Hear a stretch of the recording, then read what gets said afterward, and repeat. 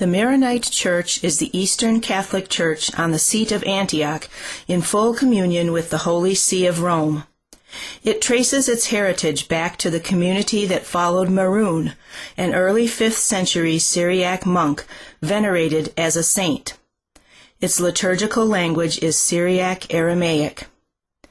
Antioch was one of the most important spiritual cities in the East, and it was in this church where the disciples of Jesus were first called Christians, as written in Acts 11:26.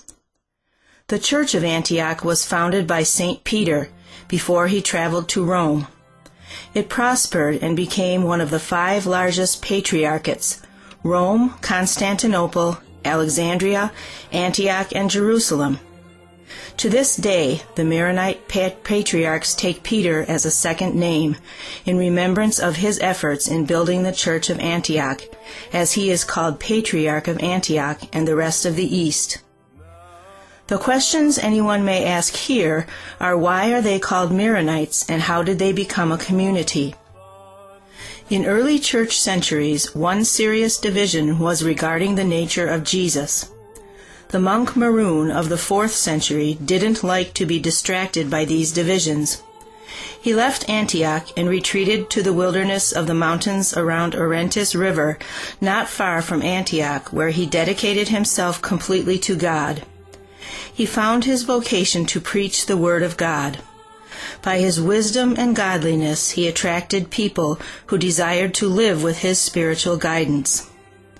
According to the historian Theodoret, Bishop of Syr, Maron was known as the monk who planted the garden of ascetic life and built a church dedicated to the true God on pagan land to teach the true doctrine. He wrote also that Maron had already increased the number of saints in heaven and cured not only infirmities of the body, but applied suitable treatment to souls as well, healing this man's greed and that man's anger, to this man supplying teaching in self-control, and to that providing lessons in justice, correcting this man's intemperance and shaking up another man's sloth. An additional sign of Maron's godliness and wisdom, the powerful Patriarch of Constantinople, John Chrysostom, wrote a letter in 404 AD soliciting his prayer. We celebrate the feast day of John Chrysostom on September 13th, and the feast of St. Maron on the 9th of February.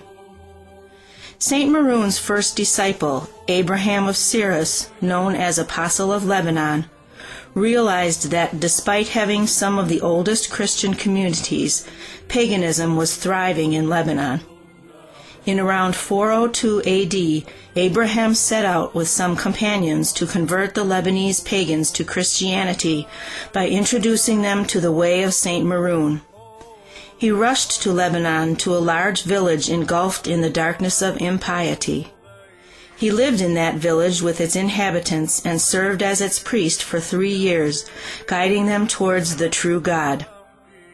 Abraham founded an ascetic community with his companions in the Lebanese village. This village is Akura, near the Adonis River. The Adonis River, named after the Phoenician god Adon, who is not Greek, as commonly thought, was renamed to the Abraham River, and keeps that name to this day. After the conversion of that village, the entire region was converted to Christianity. After the death of St. Maron in 410 AD, his disciples and all the people who gathered around him to learn and deepen their faith were known as Maronites. In 451 AD, at the Council of Chalcedon, it was decreed that Christ was both God and man, having 2 natures, one divine and one human. As loyal supporters to the decrees in the region, the Maronites were in conflict with the opponents of Chalcedon, who began to brutally persecute them. As a result of the dangers they faced, the following years began to witness a migration of Maronites into Lebanon and an increase in the rate of conversion of its population to Maronite Christianity. Attacks on Maronites continued into the 6th century. the monks of St. Maron's Monastery addressed a letter to Pope Hormisdas on February 10, 518 AD, to inform him that they were being constantly attacked. The Emperor Anastasius had sent an army against the Maronites, closing monasteries and expelling the monks. Some had been beaten, others were thrown into prison, and some killed. While on the way to the monastery, St. Simon Stylite, one of the St. Maron's disciples, and 350 monks were ambushed and slain by the Monophysites of Antioch, even though some of them had taken refuge at the altar. The monastery was burned. Thus, Maronites sought refuge in the mountains of Lebanon to avoid further persecution, and they brought with them the skull of St. Maron. There they were welcomed by the inhabitants of Lebanon. A Maronite monastery called Bet Maron was then built, and the monks of the monastery had a profound devotion to their departed spiritual father. Throughout the 6th century of the Christian era, the disciples of St. Maron continued to convert the remaining pagan inhabitants of Lebanon to Maronite Christianity, and together they worked the land, turning the rocks and tilling the soil to plant wheat, inhabiting the mountains and building their villages. In Lebanon they kept their freedom of faith alive and strengthened their hope in God, and added this prayer, O Lord, by the intercession of your mother prayers, keep away from the earth and its inhabitants all beatings of anger. Fade the dangers and disorders, prevent war, captivity, famine, and epidemic. Have mercy on our weakness, heal our sickness.